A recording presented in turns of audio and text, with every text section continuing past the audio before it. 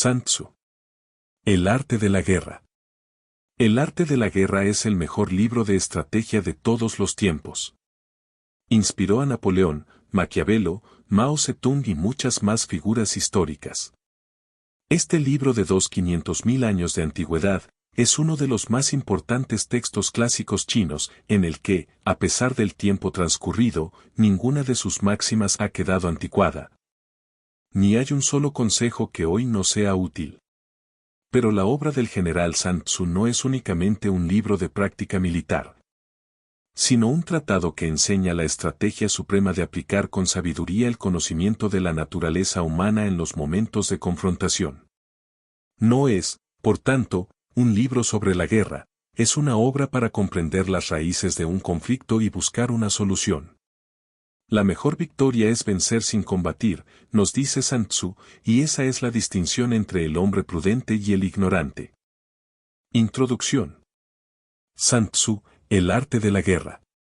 Sun Tzu fue un general chino que vivió alrededor del siglo V a.C.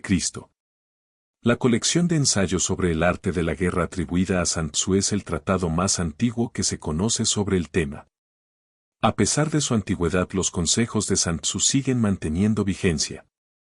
El arte de la guerra es el mejor libro de estrategia de todos los tiempos. Inspiró a Napoleón, Maquiavelo, Mao Zedong y muchas más figuras históricas. Este libro de 2500 años de antigüedad es uno de los más importantes textos clásicos chinos en el que, a pesar del tiempo transcurrido, ninguna de sus máximas ha quedado anticuada. Ni hay un solo consejo que hoy no sea útil. Pero la obra del general Sun Tzu no es únicamente un libro de práctica militar, sino un tratado que enseña la estrategia suprema de aplicar con sabiduría el conocimiento de la naturaleza humana en los momentos de confrontación. No es, por tanto, un libro sobre la guerra, es una obra para comprender las raíces de un conflicto y buscar una solución. La mejor victoria es vencer sin combatir, nos dice Sun Tzu, y esa es la distinción entre el hombre prudente y el ignorante. La obra de Sun Tzu llegó por primera vez a Europa en el periodo anterior a la Revolución Francesa, en forma de una breve traducción realizada por el sacerdote jesuita J. J. M. Amiot. En las diversas traducciones que se han hecho desde entonces, se nombra ocasionalmente al autor como Sangu o Sun Tzu. El núcleo de la filosofía de Sun Tzu sobre la guerra descansa en estos dos principios. Todo el arte de la guerra se basa en el engaño. El supremo arte de la guerra es someter al enemigo sin luchar. Las ideas de Sun Tzu se extendieron por el resto de Asia hasta llegar a Japón. Los japoneses adoptaron rápidamente estas enseñanzas y, posiblemente, añadieron algunas de su propia cosecha. Hay constancia de que el principal libro japonés sobre el tema, el libro de los 5 anillos, está influido por la filosofía de Sun Tzu, ya que su autor, Miyamoto Musashi, estudió el tratado de El arte de la guerra durante su formación como samurái. Habitualmente se hace referencia a las culturas orientales como culturas de estrategia y no es pequeña la influencia de Sun Tzu en este desarrollo cultural. Hoy en día, la filosofía del arte de la guerra ha ido más allá de los límites estrictamente militares, aplicándose a los negocios, los deportes, la diplomacia e incluso el comportamiento personal. Por ejemplo, muchas frases clave de los manuales modernos de gestión de empresas son prácticamente citas literales de la obra de Sun Tzu, cambiando, por ejemplo, ejército por empresa o armamento por recursos. Sin ir más lejos. Las ideas siguen siendo completamente válidas a pesar de los 25 siglos transcurridos desde que se escribieron. Capítulo 1. Sobre la evaluación. Sun Tzu dice, la guerra es de vital importancia para el Estado, es el dominio de la vida o de la muerte, el camino hacia la supervivencia o la pérdida del imperio, es forzoso manejarla bien. No reflexionar seriamente sobre todo lo que le concierne es dar prueba de una culpable indiferencia en lo que respecta a la conservación o pérdida de lo que nos es más querido, y ello no debe ocurrir entre nosotros. Hay que valorarla en términos de 5 factores fundamentales y hacer comparaciones entre diversas condiciones de los bandos rivales, con vistas a determinar el resultado de la guerra. El primero de estos factores es la doctrina, El segundo, el tiempo, el tercero, el terreno, el cuarto, el mando, y el quinto, la disciplina. La doctrina significa aquello que hace que el pueblo esté en armonía con su gobernante, de modo que le siga donde sea, sin temer por sus vidas ni a correr cualquier peligro. El tiempo significa el yin y el yang, la noche y el día, el frío y el calor, días despejados o lluviosos, y el cambio de las estaciones. El terreno implica las distancias, y hace referencia a donde es fácil o difícil desplazarse, y si es campo abierto o lugares estrechos, y esto influencia las posibilidades de supervivencia. El mando ha de tener como cualidades, sabiduría, sinceridad, benevolencia, coraje y disciplina. Por último, la disciplina ha de ser comprendida como la organización del ejército, las graduaciones y rangos entre los oficiales, la regulación de las rutas de suministros y la provisión de material militar al ejército. Estos 5 factores fundamentales han de ser conocidos por cada general. Aquel que los domina, vence; aquel que no, sale derrotado. Por lo tanto, al trazar los planes, han de compararse los siguientes 7 factores, valorando cada uno con el mayor cuidado. ¿Qué dirigente es más sabio y capaz? ¿Qué comandante posee el mayor talento? ¿Qué ejército obtiene ventajas de la naturaleza y el terreno? ¿En qué ejército se observan mejor las regulaciones y las instrucciones? ¿Qué tropas son más fuertes? ¿Qué ejército tiene oficiales y tropas mejor entrenadas? ¿Qué ejército administra recompensas y castigos de forma más justa? Mediante el estudio de estos 7 factores, seré capaz de adivinar cuál de los 2 bandos saldrá victorioso y cuál será derrotado. El general que siga mi consejo, es seguro que vencerá. Ese general ha de ser mantenido al mando. Aquel que ignore mi consejo, ciertamente será derrotado. Ese debe ser destituido. Tras prestar atención a mi consejo y planes, el general debe crear una situación que contribuya a su cumplimiento. Por situación quiero decir que debe tomar en consideración la situación del campo y actuar de acuerdo con lo que le es ventajoso. El arte de la guerra se basa en el engaño. Por lo tanto, cuando es capaz de atacar, ha de aparentar incapacidad; cuando las tropas se mueven, aparentar inactividad. Si está cerca del enemigo, ha de hacerle creer que está lejos; si está lejos, aparentar que se está cerca. Poner cebos para atraer al enemigo. Golpear al enemigo cuando está desordenado. Prepararse contra él cuando está seguro en todas partes. Evitarlo durante un tiempo cuando es más fuerte. Si tu oponente tiene un temperamento colérico, intenta irritarle. Si es arrogante, trata de fomentar su egoísmo. Si las tropas enemigas se hallan bien preparadas tras una reorganización, intenta desordenarlas. Si están unidas, siembra la disensión entre sus filas. Ataca al enemigo cuando no está preparado, y aparece cuando no te espera. Estas son las claves de la victoria para el estratega. Ahora, si las estimaciones realizadas antes de la batalla indican victoria, es porque los cálculos cuidadosamente realizados muestran que tus condiciones son más favorables que las condiciones del enemigo; si indican derrota, es porque muestran que las condiciones favorables para la batalla son menores. Con una evaluación cuidadosa, uno puede vencer; sin ella, no puede. Muchas menos oportunidades de victoria tendrá aquel que no realiza cálculos en absoluto. Gracias a este método, se puede examinar la situación, y el resultado aparece claramente. Capítulo 2. Sobre la iniciación de las acciones. Una vez comenzada la batalla, aunque estés ganando, de continuar por mucho tiempo, desanimará a tus tropas y embotará tu espada. Si estás sitiando una ciudad, agotarás tus fuerzas. Si mantienes a tu ejército durante mucho tiempo en campaña, tus suministros se agotarán. Las armas son instrumentos de mala suerte; emplearlas por mucho tiempo producirá calamidades. Como se ha dicho, los que a hierro matan, a hierro mueren. Cuando tus tropas están desanimadas, tu espada embotada, agotadas tus fuerzas y tus suministros son escasos, hasta los tuyos se aprovecharán de tu debilidad para sublevarse. Entonces, aunque tengas consejeros sabios, al final no podrás hacer que las cosas salgan bien. Por esta causa, he oído hablar de operaciones militares que han sido torpes y repentinas, pero nunca he visto a ningún experto en el arte de la guerra que mantuviese la campaña por mucho tiempo. Nunca es beneficioso para un país dejar que una operación militar se prolongue por mucho tiempo. Como se dice comúnmente, sé rápido como el trueno que retumba antes de que hayas podido taparte los oídos, veloz como el relámpago que relumbra antes de haber podido pestañear.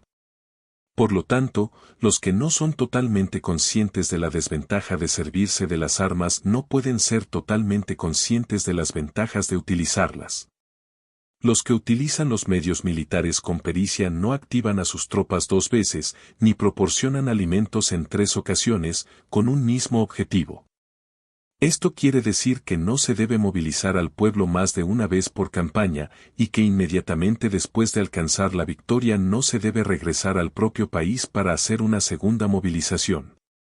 Al principio esto significa proporcionar alimentos, para las propias tropas, pero después se quitan los alimentos al enemigo. Si tomas los suministros de armas de tu propio país, pero quitas los alimentos al enemigo, puedes estar bien abastecido de armamento y de provisiones. Cuando un país se empobrece a causa de las operaciones militares, se debe al transporte de provisiones desde un lugar distante. Si las transportas desde un lugar distante, el pueblo se empobrecerá. Los que habitan cerca de donde está el ejército pueden vender sus cosechas a precios elevados, pero se acaba de este modo el bienestar de la mayoría de la población. Cuando se transportan las provisiones muy lejos, la gente se arruina a causa del alto costo. En los mercados cercanos al ejército, los precios de las mercancías aumentan. Por lo tanto, las largas campañas militares constituyen una lacra para el país. Cuando se agotan los recursos, los impuestos se recaudan bajo presión. Cuando el poder y los recursos se han agotado, se arruina el propio país. Se priva al pueblo de gran parte de su presupuesto, mientras que los gastos del gobierno para armamento se elevan. Los habitantes constituyen la base de un país, los alimentos son la felicidad del pueblo. El príncipe debe respetar este hecho y ser sobrio y austero en sus gastos públicos. En consecuencia, un general inteligente lucha por desproveer al enemigo de sus alimentos. Cada porción de alimentos tomados al enemigo equivale a 20 que te suministras a ti mismo. Así pues, lo que arrasa al enemigo es la imprudencia, y la motivación de los tuyos en asumir los beneficios de los adversarios. Cuando recompenses a tus hombres con los beneficios que ostentaban los adversarios, los harás luchar por propia iniciativa, y así podrás tomar el poder y la influencia que tenía el enemigo.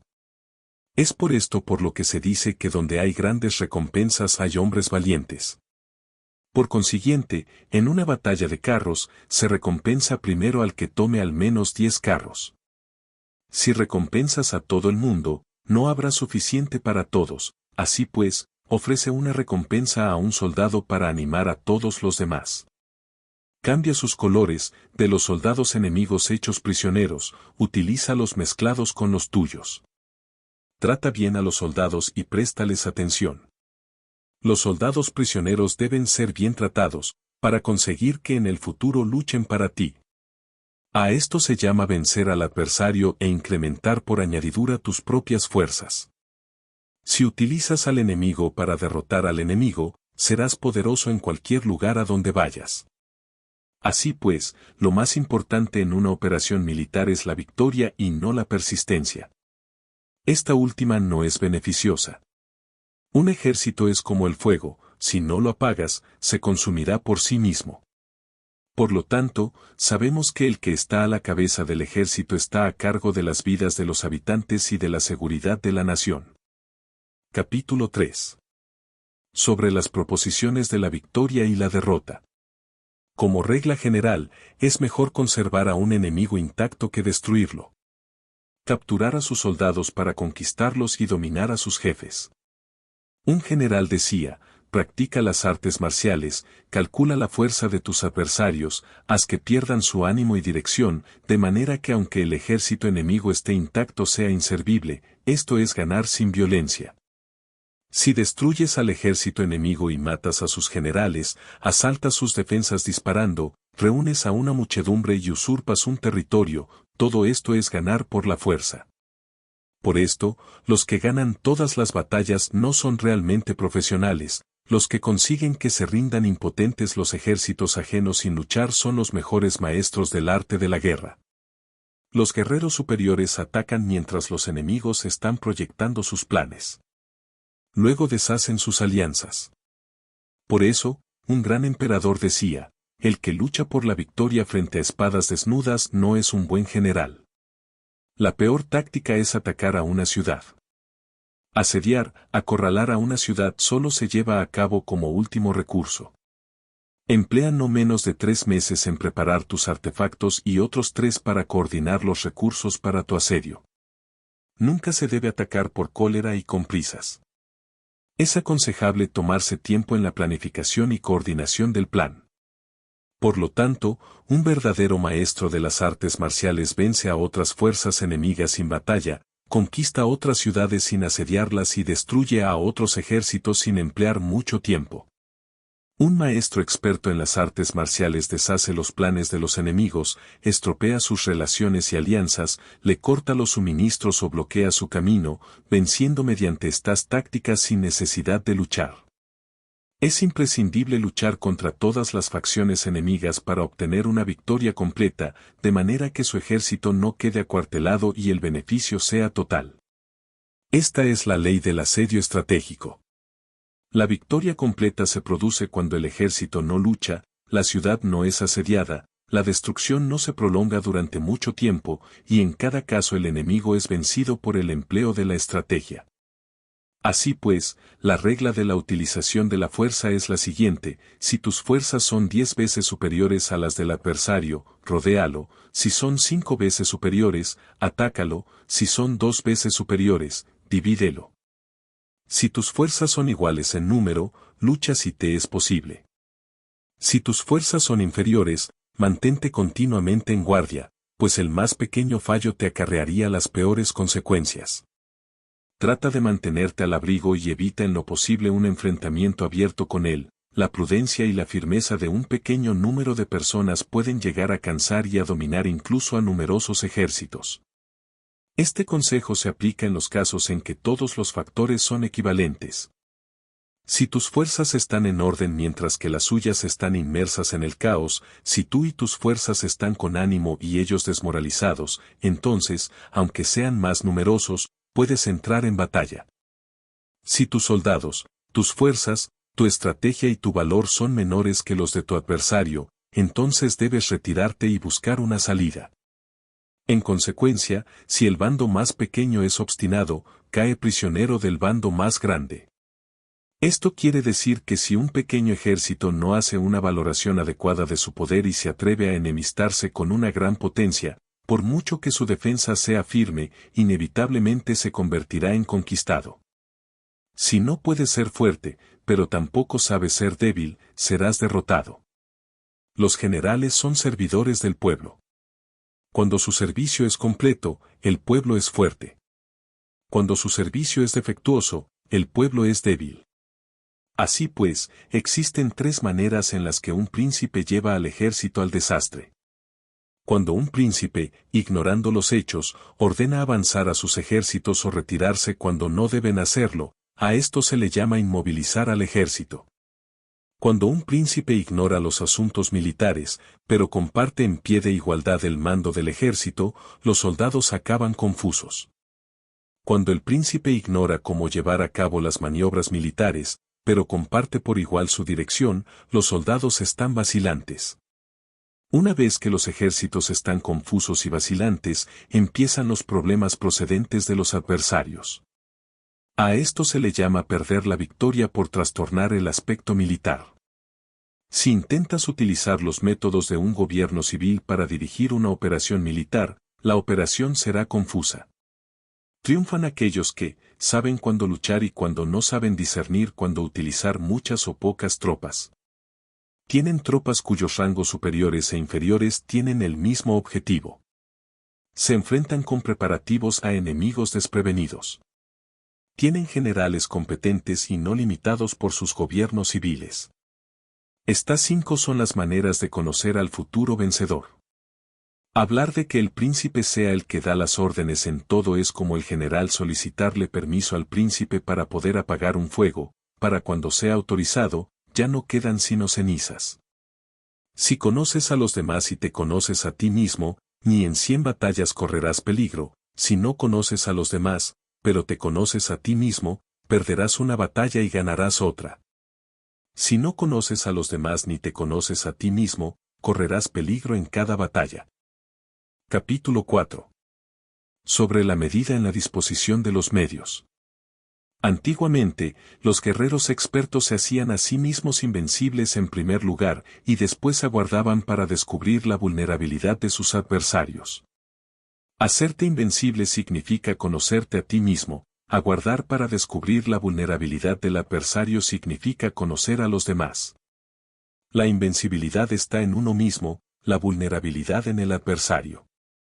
Por esto, los guerreros expertos pueden ser invencibles, pero no pueden hacer que sus adversarios sean vulnerables. Si los adversarios no tienen orden de batalla sobre el que informarse, ni negligencias o fallos de los que aprovecharse, ¿cómo puedes vencerlos aunque estén bien pertrechados? Por esto es por lo que se dice que la victoria puede ser percibida, pero no fabricada. La invencibilidad es una cuestión de defensa, la vulnerabilidad, una cuestión de ataque. Mientras no hayas observado vulnerabilidades en el orden de batalla de los adversarios, oculta tu propia formación de ataque y prepárate para ser invencible, con la finalidad de preservarte. Cuando los adversarios tienen órdenes de batalla vulnerables, es el momento de salir a atacarlos. La defensa es para tiempos de escasez, el ataque para tiempos de abundancia. Los expertos en defensa se esconden en las profundidades de la tierra. Los expertos en maniobras de ataque se esconden en las más elevadas alturas del cielo. De esta manera pueden protegerse y lograr la victoria total. En situaciones de defensa, acalláis las voces y borráis las huellas, escondidos como fantasmas y espíritus bajo tierra, invisibles para todo el mundo. En situaciones de ataque, vuestro movimiento es rápido y vuestro grito fulgurante, veloz como el trueno y el relámpago, para los que no se puede uno preparar, aunque vengan del cielo. Prever la victoria cuando cualquiera la puede conocer no constituye verdadera destreza. Todo el mundo elogia la victoria ganada en batalla, pero esa victoria no es realmente tan buena. Todo el mundo elogia la victoria en la batalla, pero lo verdaderamente deseable es poder ver el mundo de lo sutil y darte cuenta del mundo de lo oculto, hasta el punto de ser capaz de alcanzar la victoria donde no existe forma. No se requiere mucha fuerza para levantar un cabello, no es necesario tener una vista aguda para ver el sol y la luna, ni se necesita tener mucho oído para escuchar el retumbar del trueno. Lo que todo el mundo conoce no se llama sabiduría, la victoria sobre los demás obtenida por medio de la batalla no se considera una buena victoria. En la antigüedad, los que eran conocidos como buenos guerreros vencían cuando era fácil vencer. Si solo eres capaz de asegurar la victoria tras enfrentarte a un adversario en un conflicto armado, esa victoria es una dura victoria. Si eres capaz de ver lo sutil y de darte cuenta de lo oculto, irrumpiendo antes del orden de batalla, la victoria así obtenida es una victoria fácil. En consecuencia, las victorias de los buenos guerreros no destacan por su inteligencia o su bravura. Así pues, las victorias que ganan en batalla no son debidas a la suerte. Sus victorias no son casualidades, sino que son debidas a haberse situado previamente en posición de poder ganar con seguridad, imponiéndose sobre los que ya han perdido de antemano. La gran sabiduría no es algo obvio, el mérito grande no se anuncia. Cuando eres capaz de ver lo sutil, es fácil ganar. ¿Qué tiene esto que ver con la inteligencia o la bravura? ¿Cuándo se resuelven los problemas antes de que surjan? ¿Quién llama a esto inteligencia? Cuando hay victoria sin batalla, ¿quién habla de bravura? Así pues, los buenos guerreros toman posición en un terreno en el que no pueden perder, y no pasan por alto las condiciones que hacen a su adversario proclive a la derrota. En consecuencia, un ejército victorioso gana primero y entabla la batalla después, un ejército derrotado lucha primero e intenta obtener la victoria después. Esta es la diferencia entre los que tienen estrategia y los que no tienen planes premeditados. Los que utilizan bien las armas cultivan el camino y observan las leyes. Así pueden gobernar prevaleciendo sobre los corruptos.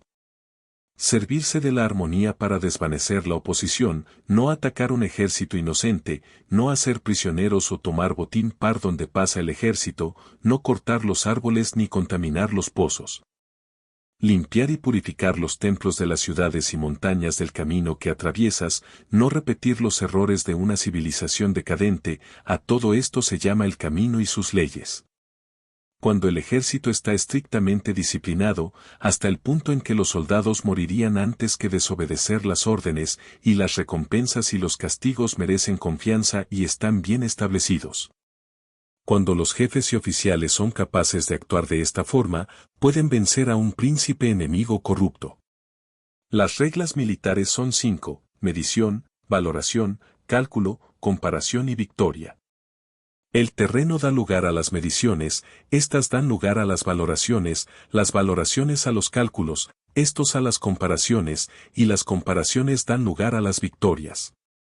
Mediante las comparaciones de las dimensiones puedes conocer dónde se halla la victoria o la derrota. En consecuencia, un ejército victorioso es como 1 kilo comparado con 1 gramo, un ejército derrotado es como 1 gramo comparado con 1 kilo. Cuando el que gana consigue que su pueblo vaya a la batalla como si estuviera dirigiendo una gran corriente de agua hacia un cañón profundo, esto es una cuestión de orden de batalla. Cuando el agua se acumula en un cañón profundo, nadie puede medir su cantidad, lo mismo que nuestra defensa no muestra su forma. Cuando se suelta el agua, se precipita hacia abajo como un torrente, de manera tan irresistible como nuestro propio ataque. Capítulo 5. Sobre la firmeza. La fuerza es la energía acumulada o la que se percibe. Esto es muy cambiante. Los expertos son capaces de vencer al enemigo creando una percepción favorable en ellos, así obtener la victoria sin necesidad de ejercer su fuerza. Gobernar sobre muchas personas como si fueran poco es una cuestión de dividirlas en grupos o sectores, es organización. Batallar contra un gran número de tropas como si fueran pocas es una cuestión de demostrar la fuerza, símbolos y señales. Se refiere a lograr una percepción de fuerza y poder en la oposición. En el campo de batalla se refiere a las formaciones y banderas utilizadas para desplegar las tropas y coordinar sus movimientos. Lograr que el ejército sea capaz de combatir contra el adversario sin ser derrotado es una cuestión de emplear métodos ortodoxos o heterodoxos. La ortodoxia y la heterodoxia no es algo fijo, sino que se utilizan como un ciclo. Un emperador que fue un famoso guerrero y administrador, hablaba de manipular las percepciones de los adversarios sobre lo que es ortodoxo y heterodoxo, y después atacar inesperadamente, combinando ambos métodos hasta convertirlo en uno, volviéndose así indefinible para el enemigo. Que el efecto de las fuerzas sea como el de piedras arrojadas sobre huevos, es una cuestión de lleno y vacío. Cuando induces a los adversarios a atacar en tu territorio, su fuerza siempre está vacía, en desventaja, mientras que no compitas en lo que son los mejores, tu fuerza siempre estará llena. Atacar con lo vacío contra lo lleno es como arrojar piedras sobre huevos, de seguro se rompen. Cuando se entabla una batalla de manera directa, la victoria se gana por sorpresa. El ataque directo es ortodoxo. El ataque indirecto es heterodoxo.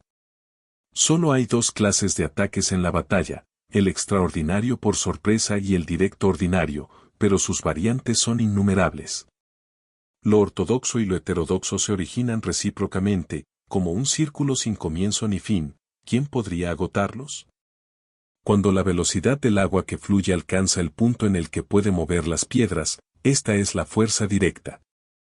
Cuando la velocidad y maniobrabilidad del halcón es tal que puede atacar y matar, esto es precisión.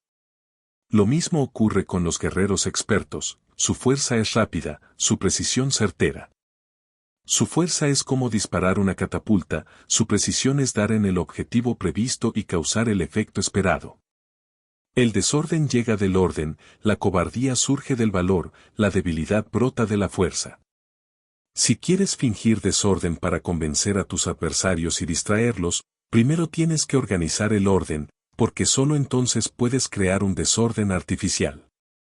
Si quieres fingir cobardía para conocer la estrategia de los adversarios, primero tienes que ser extremadamente valiente, porque solo entonces puedes actuar como tímido de manera artificial.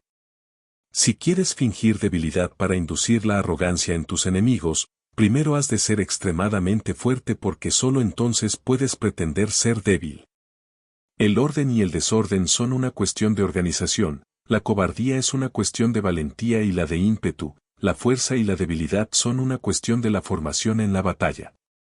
Cuando un ejército tiene la fuerza del ímpetu, percepción, incluso el tímido se vuelve valiente, cuando pierde la fuerza del ímpetu, incluso el valiente se convierte en tímido.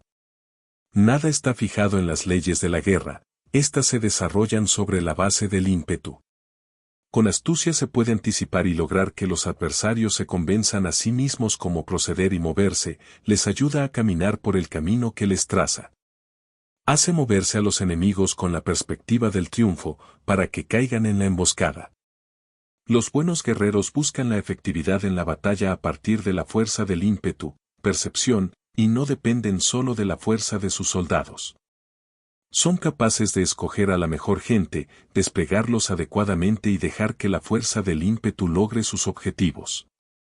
Cuando hay entusiasmo, convicción, orden, organización, recursos, compromiso de los soldados, tienes la fuerza del ímpetu y el tímido es valeroso. Así es posible asignar a los soldados por sus capacidades, habilidades y encomendar deberes y responsabilidades adecuadas. El valiente puede luchar, el cuidadoso puede hacer de centinela y el inteligente puede estudiar, analizar y comunicar. Cada cual es útil. Hacer que los soldados luchen permitiendo que la fuerza del ímpetu haga su trabajo es como hacer rodar rocas. Las rocas permanecen inmóviles cuando están en un lugar plano, pero ruedan en un plano inclinado, se quedan fijas cuando son cuadradas, pero giran si son redondas. Por lo tanto, cuando se conduce a los hombres a la batalla con astucia, el impulso es como rocas redondas que se precipitan montaña abajo, esta es la fuerza que produce la victoria. Capítulo 6. Sobre lo lleno y lo vacío. Los que anticipan, se preparan y llegan primero al campo de batalla y esperan al adversario están en posición descansada, los que llegan los últimos al campo de batalla, los que improvisan y entablan la lucha quedan agotados. Los buenos guerreros hacen que los adversarios vengan a ellos, y de ningún modo se dejan atraer fuera de su fortaleza. Si haces que los adversarios vengan a ti para combatir, su fuerza estará siempre vacía. Si no sales a combatir, tu fuerza estará siempre llena. Este es el arte de vaciar a los demás y de llenarte a ti mismo. Lo que impulsa a los adversarios a venir hacia ti por decisión propia es la perspectiva de ganar. Lo que desanima a los adversarios de ir hacia ti es la probabilidad de sufrir daños. Cuando los adversarios están en posición favorable, debes cansarlos. Cuando están bien alimentados, cortar los suministros. Cuando están descansando, hacer que se pongan en movimiento. Ataca inesperadamente, haciendo que los adversarios se agoten corriendo para salvar sus vidas. Interrumpe sus provisiones, arrasa sus campos y corta sus vías de aprovisionamiento. Aparece en lugares críticos y ataca donde menos se lo esperen, haciendo que tengan que acudir al rescate. Aparece donde no puedan ir, se dirige hacia donde menos se lo esperen. Para desplazarte cientos de kilómetros sin cansancio, atraviesa tierras despobladas.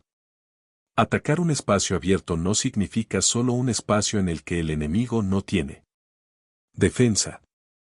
Mientras su defensa no sea estricta, el lugar no esté bien guardado, los enemigos se desperdigarán ante ti, como si estuvieras atravesando un territorio despoblado.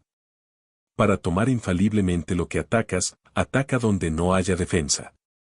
Para mantener una defensa infaliblemente segura, defiende donde no haya ataque. Así, en el caso de los que son expertos en el ataque, sus enemigos no saben por dónde atacar. Cuando se cumplen las instrucciones, las personas son sinceramente leales y comprometidas, los planes y preparativos para la defensa implantados con firmeza, siendo tan sutil y reservado que no se revelan las estrategias de ninguna forma, y los adversarios se sienten inseguros. Y su inteligencia no les sirve para nada. Sé extremadamente sutil, discreto, hasta el punto de no tener forma. Sé completamente misterioso y confidencial, hasta el punto de ser silencioso. De esta manera podrás dirigir el destino de tus adversarios. Para avanzar sin encontrar resistencia, arremete por sus puntos débiles. Para retirarte de manera esquiva, sé más rápido que ellos. Las situaciones militares se basan en la velocidad, llega como el viento, muévete como el relámpago, y los adversarios no podrán vencerte. Por lo tanto, cuando quieras entrar en batalla, incluso si el adversario está atrincherado en una posición defensiva, no podrá evitar luchar si atacas en el lugar en el que debe acudir irremediablemente al rescate. Cuando no quieras entrar en batalla, incluso si trazas una línea en el terreno que quieres conservar, el adversario no puede combatir contigo porque le das una falsa pista. Esto significa que cuando los adversarios llegan para atacarte, no luchas con ellos, sino que estableces un cambio estratégico para confundirlos y llenarlos de incertidumbre. Por consiguiente, cuando induces a otros a efectuar una formación, mientras que tú mismo permaneces sin forma, estás concentrado, mientras que tu adversario está dividido. Haz que los adversarios vean como extraordinario lo que es ordinario para ti, haz que vean como ordinario lo que es extraordinario para ti. Esto es inducir al enemigo a efectuar una formación. Una vez vista la formación del adversario, concentras tus tropas contra él. Como tu formación no está a la vista, el adversario dividirá cegaramente sus fuerzas. Cuando estás concentrado formando una sola fuerza, mientras que el enemigo está dividido en 10, estás atacando a una concentración de 1 contra 10, así que tus fuerzas superan a las suyas. Si puedes atacar a unos pocos soldados con muchos, diezmarás el número de tus adversarios. Cuando estás fuertemente trincherado, te has hecho fuerte tras buenas barricadas, y no dejas filtrar ninguna información sobre tus fuerzas, sal afuera sin información precisa, ataca y conquista de manera incontenible. No han de conocer dónde piensas librar la batalla, porque cuando no se conoce, el enemigo destaca muchos puestos de vigilancia. Y en el momento en el que se establecen numerosos puestos solo tienes que combatir contra pequeñas unidades. Así pues, cuando su vanguardia está preparada, su retaguardia es defectuosa, y cuando su retaguardia está preparada, su vanguardia presenta puntos débiles. Las preparaciones de su ala derecha significarán carencia en su ala izquierda. Las preparaciones por todas partes significará ser vulnerable por todas partes. Esto significa que cuando las tropas están de guardia en muchos lugares, están forzosamente desperdigadas en pequeñas unidades. Cuando se dispone de pocos soldados se está a la defensiva contra el adversario y el que dispone de muchos hace que el enemigo tenga que defenderse. Cuantas más defensas induces a adoptar a tu enemigo, más debilitado quedará. Así, si conoces el lugar y la fecha de la batalla, puedes acudir a ella aunque estés a 1000 kilómetros de distancia. Si no conoces el lugar y la fecha de la batalla, entonces tu flanco izquierdo no puede salvar al derecho, tu vanguardia no puede salvar a tu retaguardia, y tu retaguardia no puede salvar a tu vanguardia. Ni siquiera en un territorio de unas pocas docenas de kilómetros. Si tienes muchas más tropas que los demás, ¿cómo puede ayudarte este factor para obtener la victoria? Si no conoces el lugar y la fecha de la batalla, aunque tus tropas sean más numerosas que las de ellos, ¿cómo puedes saber si vas a ganar o a perder? Así pues, se dice que la victoria puede ser creada. Si haces que los adversarios no sepan el lugar y la fecha de la batalla, siempre puedes vencer. Incluso si los enemigos son numerosos, puede hacerse que no entren en combate.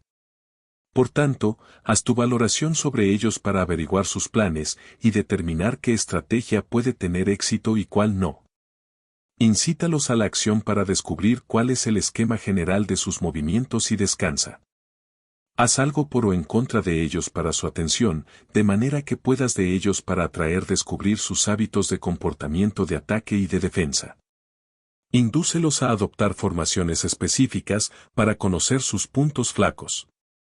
Esto significa utilizar muchos métodos para confundir y perturbar al enemigo con el objetivo de observar sus formas de respuesta hacia ti. Después de haberlas observado, actúas en consecuencia.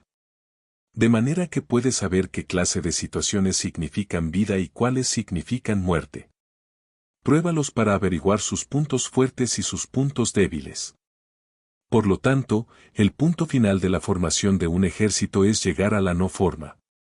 Cuando no tienes forma, los informadores no pueden descubrir nada, ya que la información no puede crear una estrategia. Una vez que no tienes forma perceptible, no dejas huellas que puedan ser seguidas.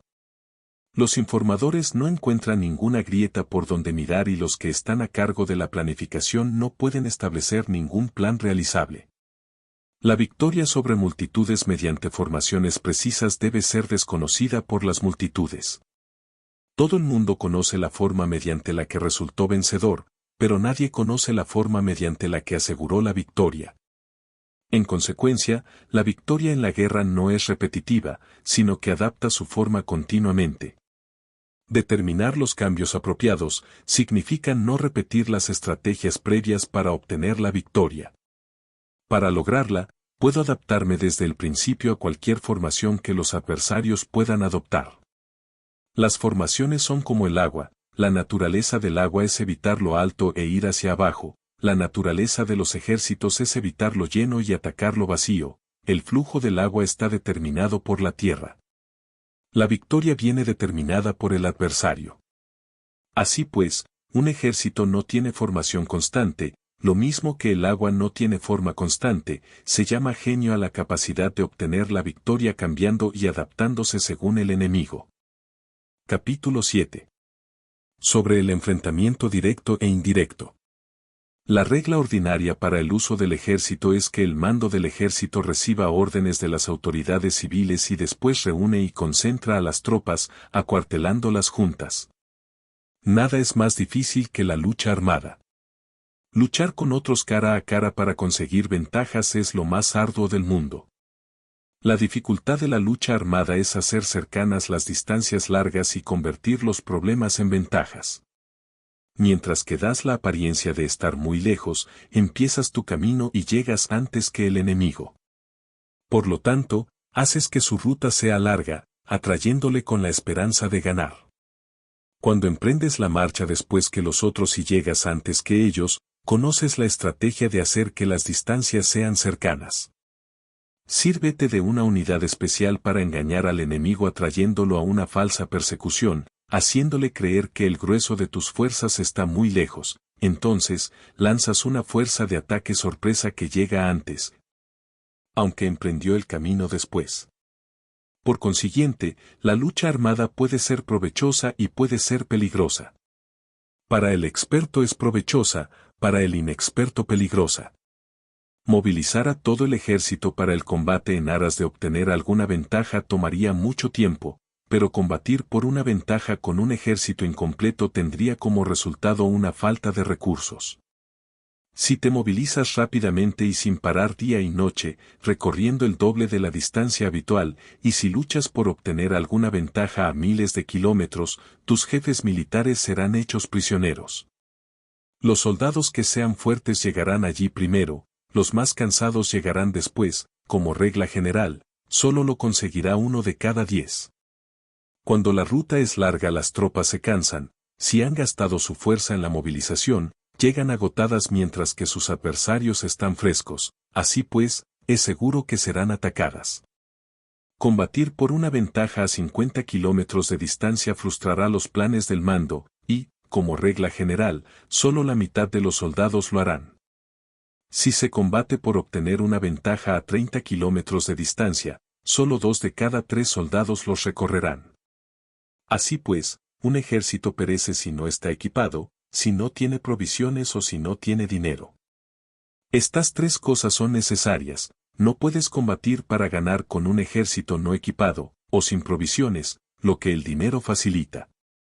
Por tanto, si ignoras los planes de tus rivales, no puedes hacer alianzas precisas. A menos que conozcas las montañas y los bosques, los desfiladeros y los pasos, y la condición de los pantanos, no puedes maniobrar con una fuerza armada. A menos que utilices guías locales, no puedes aprovecharte de las ventajas del terreno. Solo cuando conoces cada detalle de la condición del terreno puedes maniobrar y guerrear. Por consiguiente, una fuerza militar se usa según la estrategia prevista, se moviliza mediante la esperanza de recompensa, y se adapta mediante la división y la combinación. Una fuerza militar se establece mediante la estrategia en el sentido de que distraes al enemigo para que no pueda conocer cuál es tu situación real y no pueda imponer su supremacía. Se moviliza mediante la esperanza de recompensa, en el sentido de que entra en acción cuando ve la posibilidad de obtener una ventaja. Dividir y volver a hacer combinaciones de tropas se hace para confundir al adversario y observar cómo reacciona frente a ti, de esta manera puedes adaptarte para obtener la victoria. Por eso, cuando una fuerza militar se mueve con rapidez es como el viento, cuando va lentamente es como el bosque, es voraz como el fuego e inmóvil como las montañas. Es rápida como el viento en el sentido que llega sin avisar y desaparece como el relámpago. Es como un bosque porque tiene un orden. Es voraz como el fuego que devasta una planicie sin dejar tras sí ni una brizna de hierba. Es inmóvil como una montaña cuando se acuartela. Es tan difícil de conocer como la oscuridad, su movimiento es como un trueno que retumba. Para ocupar un lugar, divide a tus tropas. Para expandir tu territorio, divide los beneficios. La regla general de las operaciones militares es desproveer de alimentos al enemigo todo lo que se pueda. Sin embargo, en localidades donde la gente no tiene mucho, es necesario dividir a las tropas en grupos más pequeños para que puedan tomar en diversas partes lo que necesitan, ya que sólo así tendrán suficiente. En cuanto a dividir el botín, significa que es necesario repartirlo entre las tropas para guardar lo que ha sido ganado, no dejando que el enemigo lo recupere. Actúa después de haber hecho una estimación. Gana el que conoce primero la medida de lo que está lejos y lo que está cerca, esta es la regla general de la lucha armada. El primero que hace el movimiento es el invitado, el último es el anfitrión. El invitado lo tiene difícil, el anfitrión lo tiene fácil. Cerca y lejos significan desplazamiento, el cansancio, el hambre y el frío surgen del desplazamiento. Un antiguo libro que trata de asuntos militares dice, las palabras no son escuchadas, por eso se hacen los símbolos y los tambores. Las banderas y los estandartes se hacen a causa de la ausencia de visibilidad. Símbolos, tambores, banderas y estandartes se utilizan para concentrar y unificar los oídos y los ojos de los soldados. Una vez que están unificados, el valiente no puede actuar solo, ni el tímido puede retirarse solo, esta es la regla general del empleo de un grupo. Unificar los oídos y los ojos de los soldados significa hacer que miren y escuchen al unísono de manera que no caigan en la confusión y el desorden. Las señales se utilizan para indicar direcciones e impedir que los individuos vayan a donde se les antoje. Así pues, en batallas nocturnas, utiliza fuegos y tambores, y en batallas diurnas sírvete de banderas y estandartes, para manipular los oídos y los ojos de los soldados. Utiliza muchas señales para confundir las percepciones del enemigo y hacerle temer tu temible poder militar. De esta forma, haces desaparecer la energía de sus ejércitos y desmoralizas a sus generales. En primer lugar, has de ser capaz de mantenerte firme en tu propio corazón, solo entonces puedes desmoralizar a los generales enemigos. Por esto, la tradición afirma que los habitantes de otros tiempos tenían la firmeza para desmoralizar, y la antigua ley de los que conducían carros de combate decía que cuando la mente original es firme, la energía fresca es victoriosa. De este modo, la energía de la mañana está llena de ardor, la del mediodía decae y la energía de la noche se retira. En consecuencia, los expertos en el manejo de las armas prefieren la energía entusiasta. Atacan la decadente y la que se bate en retirada. Son ellos los que dominan la energía. Cualquier débil en el mundo se dispone a combatir en un minuto si se siente animado, pero cuando se trata realmente de tomar las armas y de entrar en batalla, es poseído por la energía, Cuando esta energía se desvanece, se detendrá, estará asustado y se arrepentirá de haber comenzado. La razón por la que esa clase de ejércitos miran por encima del hombro a enemigos fuertes, lo mismo que miran a las doncellas vírgenes, es porque se están aprovechando de su agresividad, estimulada por cualquier causa. Utilizar el orden para enfrentarse al desorden, utilizar la calma para enfrentarse con los que se agitan, esto es dominar el corazón. A menos que tu corazón esté totalmente abierto y tu mente en orden, no puedes esperar ser capaz de adaptarte a responder sin límites, a manejar los acontecimientos de manera infalible. A enfrentarte a dificultades graves e inesperadas sin turbarte, dirigiendo cada cosa sin confusión. Dominar la fuerza es esperar a los que vienen de lejos, aguardar con toda comodidad a los que se han fatigado, y con el estómago saciado a los hambrientos. Esto es lo que se quiere decir cuando se habla de atraer a otros hacia donde estás, al tiempo que evitas ser inducido a ir hacia donde están ellos. Evitar la confrontación contra formaciones de combate bien ordenadas y no atacar grandes batallones constituye el dominio de la adaptación. Por tanto, la regla general de las operaciones militares es no enfrentarse a una gran montaña ni oponerse al enemigo de espaldas a ésta. Esto significa que si los adversarios están en un terreno elevado, no debes atacar cuesta arriba, y que cuando efectúan una carga cuesta abajo, no debes hacerles frente. No persigas a los enemigos cuando finjan una retirada, ni ataques tropas expertas. Si los adversarios huyen de repente antes de agotar su energía, seguramente hay emboscadas esperándote para atacar a tus tropas. En este caso, debes retener a tus oficiales para que no se lancen en su persecución. No consumas la comida de sus soldados. Si el enemigo abandona de repente sus provisiones, éstas han de ser probadas antes de ser comidas, por si están envenenadas.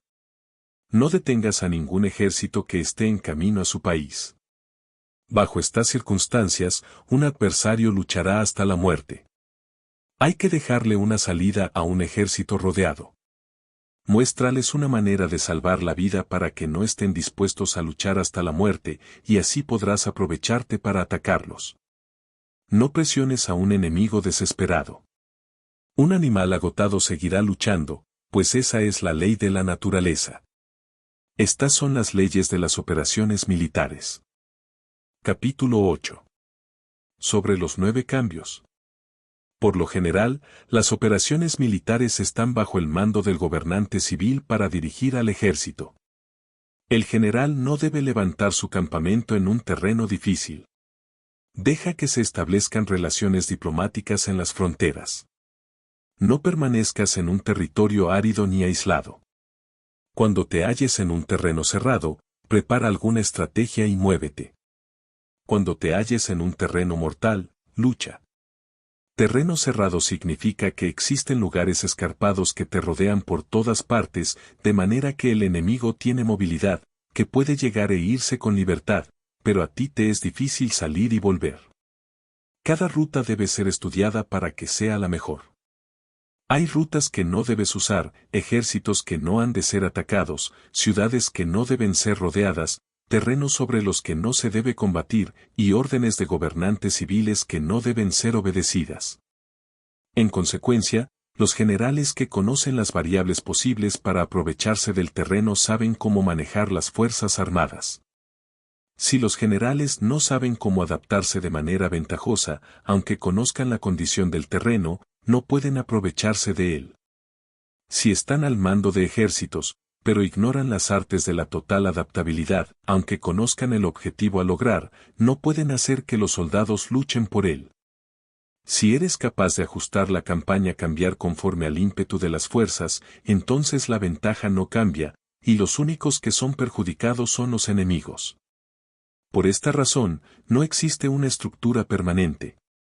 Si puedes comprender totalmente este principio, puedes hacer que los soldados actúen de la mejor forma posible. Por lo tanto, las consideraciones de la persona inteligente siempre incluyen el analizar objetivamente el beneficio y el daño. Cuando considera el beneficio, su acción se expande; cuando considera el daño, sus problemas pueden resolverse. El beneficio y el daño son interdependientes y los sabios los tienen en cuenta. Por ello, lo que retiene a los adversarios es el daño, lo que les mantiene ocupados es la acción y lo que les motiva es el beneficio. Cansa a los enemigos manteniéndolos ocupados y no dejándoles respirar. Pero antes de lograrlo, tienes que realizar previamente tu propia labor. Esa labor consiste en desarrollar un ejército fuerte, un pueblo próspero, una sociedad armoniosa y una manera ordenada de vivir. Así pues, la norma general de las operaciones militares consiste en no contar con que el enemigo no acuda, sino confiar en tener los medios de enfrentarte a él, no contar con que el adversario no ataque, sino confiar en poseer lo que no puede ser atacado. Si puedes recordar siempre el peligro cuando estás a salvo y el caos en tiempos de orden, permanece atento al peligro y al caos mientras no tengan todavía forma y evítalos antes de que se presenten. Esta es la mejor estrategia de todas. Por esto, existen 5 rasgos que son peligrosos en los generales. Los que están dispuestos a morir, pueden perder la vida, los que quieren preservar la vida, pueden ser hechos prisioneros, los que son dados a los apasionamientos irracionales, pueden ser ridiculizados, los que son muy puritanos. Pueden ser deshonrados, los que son compasivos, pueden ser turbados. Si te presentas en un lugar que con toda seguridad los enemigos se precipitarán a defender, las personas compasivas se apresuraron invariablemente a rescatar a sus habitantes, causándose a sí mismos problemas y cansancio. Estos son 5 rasgos que constituyen defectos en los generales y que son desastrosos para las operaciones militares. Los buenos generales son de otra manera, se comprometen hasta la muerte, pero no se aferran a la esperanza de sobrevivir, actúan de acuerdo con los acontecimientos, en forma racional y realista, sin dejarse llevar por las emociones ni estar sujetos a quedar confundidos. Cuando ven una buena oportunidad, son como tigres, en caso contrario cierran sus puertas. Su acción y su no acción son cuestiones de estrategia, y no pueden ser complacidos ni enfadados. Capítulo 9. Sobre la distribución de los medios. Las maniobras militares son el resultado de los planes y las estrategias en la manera más ventajosa para ganar. Determinan la movilidad y efectividad de las tropas. Si vas a colocar tu ejército en posición de observar al enemigo, atraviesa rápido las montañas y vigílalos desde un valle. Considera el efecto de la luz y mantente en la posición más elevada del valle. Cuando combatas en una montaña, ataca desde arriba hacia abajo y no al revés. Combate estando cuesta abajo y nunca cuesta arriba. Evita que el agua divida tus fuerzas, aléjate de las condiciones desfavorables lo antes que te sea posible. No te enfrentes a los enemigos dentro del agua, es conveniente dejar que pasen la mitad de sus tropas y en ese momento dividirlas y atacarlas. No te sitúes río abajo. No camines en contra de la corriente, ni en contra del viento. Si acampas en la ribera de un río, tus ejércitos pueden ser sorprendidos de noche, empujados a ahogarse o se les puede colocar veneno en la corriente. Tus barcas no deben ser amarradas corriente abajo, para impedir que el enemigo aproveche la corriente lanzando sus barcas contra ti. Si atraviesas pantanos, hazlo rápidamente. Si te encuentras frente a un ejército en medio de un pantano, permanece cerca de sus plantas acuáticas o respaldado por los árboles. En una llanura, toma posiciones desde las que sea fácil maniobrar, manteniendo las elevaciones del terreno detrás y a tu derecha, estando las partes más bajas delante y las más altas detrás. Generalmente, un ejército prefiere un terreno elevado y evita un terreno bajo, aprecia la luz y detesta la oscuridad. Los terrenos elevados son estimulantes, y por lo tanto, la gente se halla a gusto en ellos, además son convenientes para adquirir la fuerza del ímpetu. Los terrenos bajos son húmedos, lo cual provoca enfermedades y dificulta el combate. Cuida de la salud física de tus soldados con los mejores recursos disponibles. Cuando no existe la enfermedad en un ejército, se dice que éste es invencible. Donde haya montículos y terraplenes, sitúate en su lado soleado, manteniéndolos siempre a tu derecha y detrás. Colocarse en la mejor parte del terreno es ventajoso para una fuerza militar. La ventaja en una operación militar consiste en aprovecharse de todos los factores beneficiosos del terreno. Cuando llueve río arriba y la corriente trae consigo la espuma, si quieres cruzarlo, espera a que escampe. Siempre que un terreno presente barrancos infranqueables, lugares cerrados, trampas, riesgos, grietas y prisiones naturales, debes abandonarlo rápidamente y no acercarte a él. En lo que a mí concierne, siempre me mantengo alejado de estos accidentes del terreno, de manera que los adversarios estén más cerca que yo de ellos, doy la cara a estos accidentes, de manera que queden a espaldas del enemigo. Entonces estás en situación ventajosa, y él tiene condiciones desfavorables. Cuando un ejército se está desplazando, si atraviesa territorios montañosos con muchas corrientes de agua y pozos, o pantanos cubiertos de juncos, o bosques vírgenes llenos de árboles y vegetación, es imprescindible escudriñarlos totalmente y con cuidado, ya que estos lugares ayudan a las emboscadas y a los espías. Es esencial bajar del caballo y escudriñar el terreno, por si existen tropas escondidas para tenderte una emboscada. También podría ser que hubiera espías al acecho observándote y escuchando tus instrucciones y movimientos. Cuando el enemigo está cerca, pero permanece en calma, quiere decir que se halla en una posición fuerte. Cuando está lejos pero intenta provocar hostilidades, quiere que avances. Si, además, su posición es accesible, eso quiere decir que le es favorable. Si un adversario no conserva la posición que le es favorable por las condiciones del terreno y se sitúa en otro lugar conveniente, debe ser porque existe alguna ventaja táctica para obrar de esta manera. Si se mueven los árboles, es que el enemigo se está acercando. Si hay obstáculos entre los matorrales, es que has tomado un mal camino. La idea de poner muchos obstáculos entre la maleza es hacerte pensar que existen tropas emboscadas escondidas en medio de ella. Si los pájaros alzan el vuelo, hay tropas emboscadas en el lugar. Si los animales están asustados, existen tropas atacantes. Si se elevan columnas de polvo altas y espesas, hay carros que se están acercando, si son bajas y anchas, se acercan soldados a pie. Humaredas esparcidas significan que se está cortando leña. Pequeñas polvaredas que van y vienen indican que hay que levantar el campamento. Si los emisarios del enemigo pronuncian palabras humildes mientras que éste incrementa sus preparativos de guerra, esto quiere decir que va a avanzar.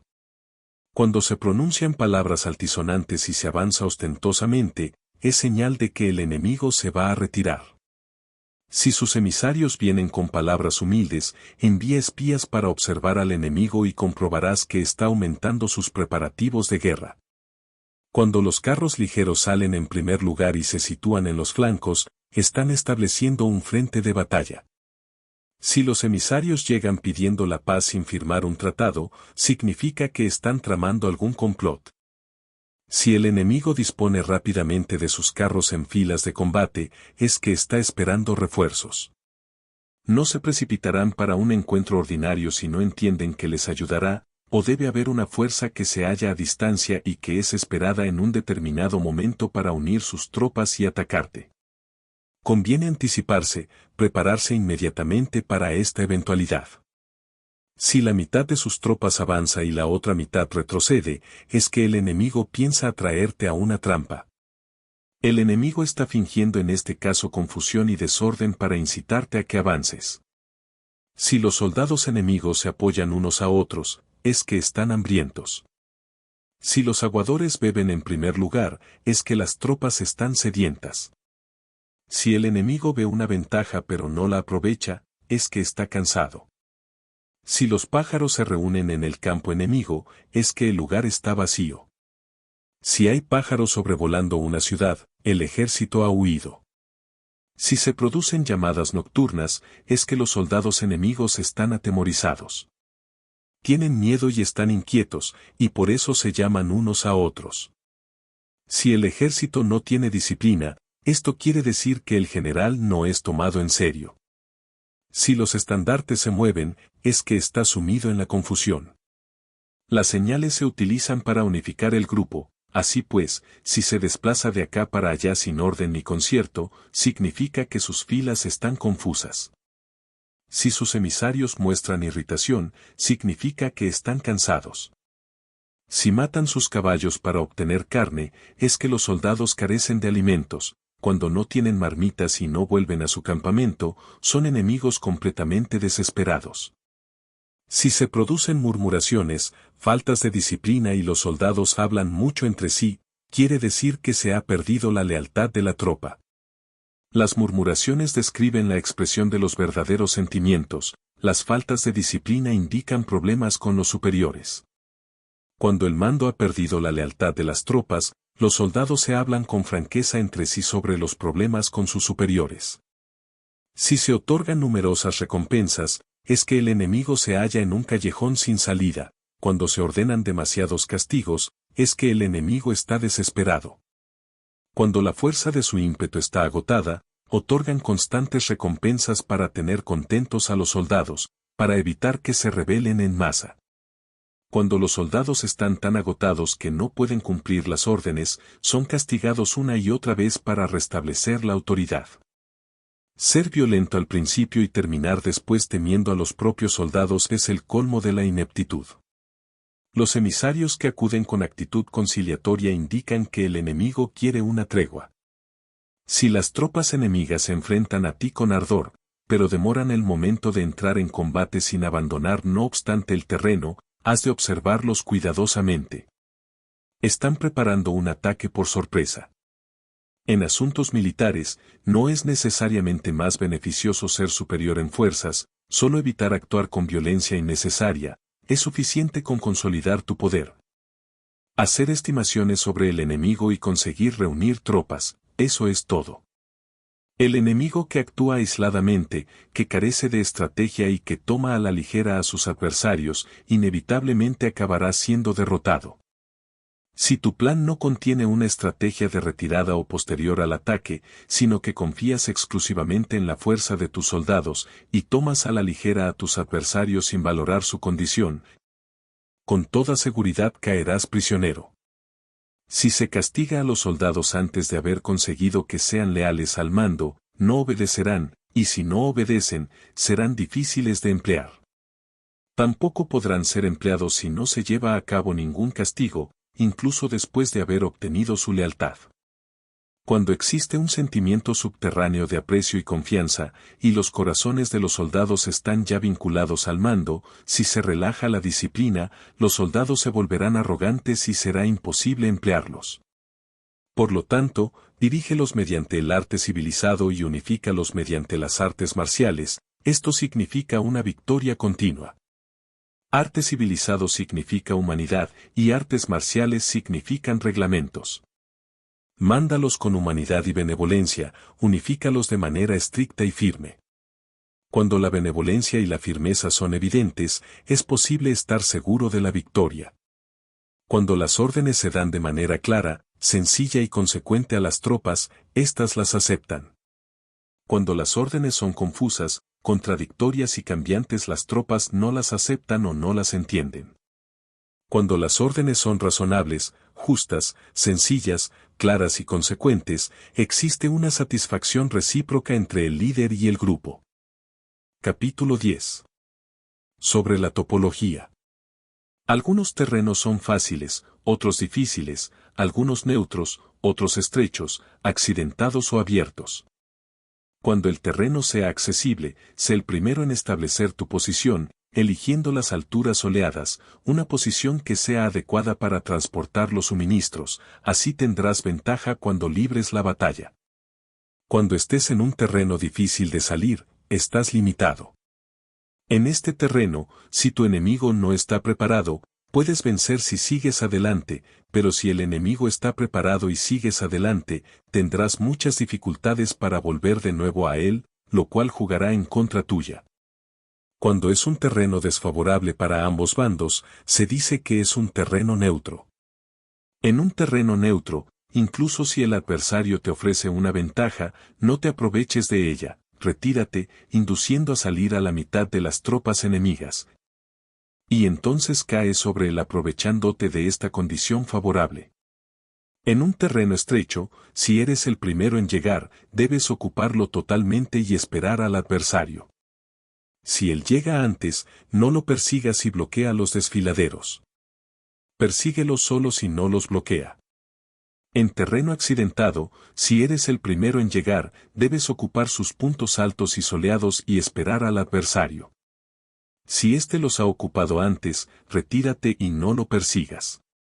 En un terreno abierto, la fuerza del ímpetu se encuentra igualada y es difícil provocarle a combatir de manera desventajosa para él.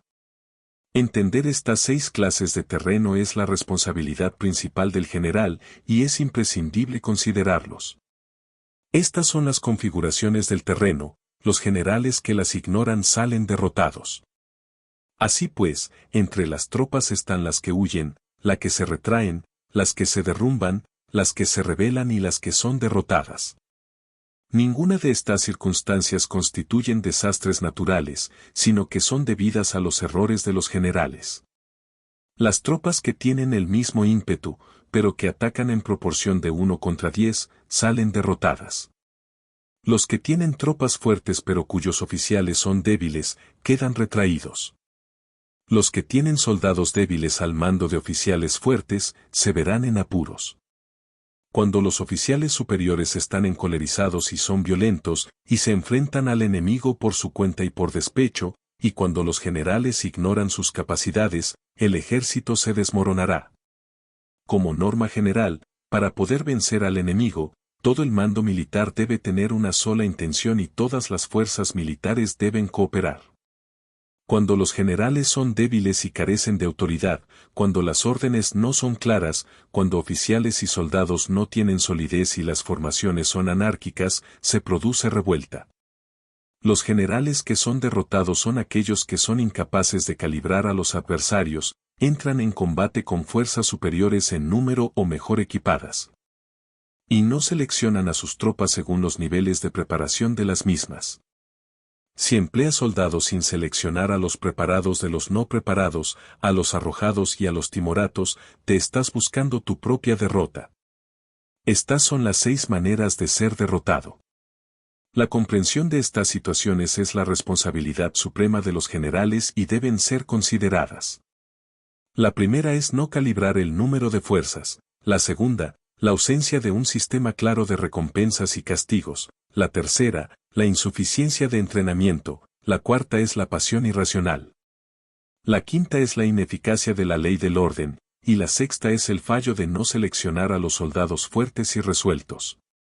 La configuración del terreno puede ser un apoyo para el ejército, para los jefes militares, el curso de la acción adecuada es calibrar al adversario para asegurar la victoria y calcular los riesgos y las distancias. Salen vencedores los que libran batallas conociendo estos elementos, salen derrotados los que luchan ignorándolos. Por lo tanto, cuando las leyes de la guerra señalan una victoria segura es claramente apropiado entablar batalla, incluso si el gobierno ha dado órdenes de no atacar. Si las leyes de la guerra no indican una victoria segura, es adecuado no entrar en batalla, aunque el gobierno haya dado la orden de atacar. De este modo se avanza sin pretender la gloria, se ordena la retirada sin evitar la responsabilidad, con el único propósito de proteger a la población y en beneficio también del gobierno. Así se rinde un servicio valioso a la nación. Avanzar y retirarse en contra de las órdenes del gobierno no se hace por interés personal, sino para salvaguardar las vidas de la población y en auténtico beneficio del gobierno. Servidores de esta talla son muy útiles para un pueblo. Mira por tus soldados como miras por un recién nacido, así estarán dispuestos a seguirte hasta los valles más profundos, cuida de tus soldados como cuidas de tus queridos hijos, y morirán gustosamente contigo. Pero si eres tan amable con ellos que no los puedes utilizar, si eres tan indulgente que no les puedes dar órdenes, tan informal que no puedes disciplinarlos, tus soldados serán como niños mimados y, por lo tanto, inservibles. Las recompensas no deben utilizarse solas, ni debe confiarse solamente en los castigos. En caso contrario, las tropas, como niños mimosos, se acostumbran a disfrutar o a quedar resentidas por todo. Esto es dañino y los vuelve inservibles. Si sabes que tus soldados son capaces de atacar, pero ignoras si el enemigo es invulnerable a un ataque, tienes solo la mitad de posibilidades de ganar. Si sabes que tu enemigo es vulnerable a un ataque, pero ignoras si tus soldados son capaces de atacar, solo tienes la mitad de posibilidades de ganar. Si sabes que el enemigo es vulnerable a un ataque y tus soldados pueden llevarlo a cabo, pero ignoras si la condición del terreno es favorable para la batalla, tienes la mitad de probabilidades de vencer. Por lo tanto, los que conocen las artes marciales no pierden el tiempo cuando efectúan sus movimientos, ni se agotan cuando atacan. Debido a esto se dice que cuando te conoces a ti mismo y conoces a los demás, la victoria no es un peligro. Cuando conoces el cielo y la tierra, la victoria es inagotable. Capítulo 11. Sobre las 9 clases de terreno. Conforme a las leyes de las operaciones militares, existen 9 clases de terreno. Si los intereses locales luchan entre sí en su propio territorio, a este se le llama terreno de dispersión. Cuando los soldados están apegados a su casa y combaten cerca de su hogar, pueden ser dispersados con facilidad. Cuando penetras en un territorio ajeno, pero no lo haces en profundidad, a este se le llama territorio ligero. Esto significa que los soldados pueden regresar fácilmente. El territorio que puede resultar ventajoso si lo tomas, y ventajoso al enemigo si es él quien lo conquista, se llama terreno clave. Un terreno de lucha inevitable es cualquier enclave defensivo o paso estratégico. Un territorio igualmente accesible para ti y para los demás se llama terreno de comunicación. El territorio que está rodeado por 3 territorios rivales y es el primero en proporcionar libre acceso a él a todo el mundo se llama terreno de intersección. El terreno de intersección es aquel en el que convergen las principales vías de comunicación uniéndose entre sí, sé el primero en ocuparlo, y la gente tendrá que ponerse de tu lado. Si lo obtienes, te encuentras seguro, si lo pierdes, corres peligro. Cuando penetras en profundidad en un territorio ajeno, y dejas detrás muchas ciudades y pueblos, a este terreno se le llama difícil. Es un terreno del que es difícil regresar. Cuando atraviesas montañas boscosas, desfiladeros abruptos u otros accidentes difíciles de atravesar, a esto se le llama terreno desfavorable. Cuando el acceso es estrecho y la salida es tortuosa, de manera que una pequeña unidad enemiga puede atacarte, aunque tus tropas sean más numerosas, a este se le llama terreno cercado. Si eres capaz de una gran adaptación, puedes atravesar este territorio. Si solo puedes sobrevivir en un territorio luchando con rapidez, y si es fácil morir si no lo haces, a este se le llama terreno mortal. Las tropas que se encuentran en un terreno mortal están en la misma situación que si se encontraran en una barca que se hunde o en una casa ardiendo. Así pues, no combatas en un terreno de dispersión, no te detengas en un terreno ligero, no ataques en un terreno clave, ocupado por el enemigo, no dejes que tus tropas sean divididas en un terreno de comunicación. En terrenos de intersección, establece comunicaciones, en terrenos difíciles, entra aprovisionado, en terrenos desfavorables, continúa marchando, en terrenos cercados, haz planes, en terrenos mortales, lucha. En un terreno de dispersión, los soldados pueden huir. Un terreno ligero es cuando los soldados han penetrado en territorio enemigo, pero todavía no tienen las espaldas cubiertas, por eso, sus mentes no están realmente concentradas y no están listos para la batalla. No es ventajoso atacar al enemigo en un terreno clave, lo que es ventajoso es llegar el primero a él. No debe permitirse que quede aislado el terreno de comunicación para poder servirse de las rutas de suministros. En terrenos de intersección, estarás a salvo si estableces alianzas, si las pierdes, te encontrarás en peligro. En terrenos difíciles, entrar aprovisionado significa reunir todo lo necesario para estar allí mucho tiempo. En terrenos desfavorables, ya que no puedes atrincherarte en ello, debes apresurarte a salir. En terrenos cercados, introduce tácticas sorpresivas. Si las tropas caen en un terreno mortal, todo el mundo luchará de manera espontánea.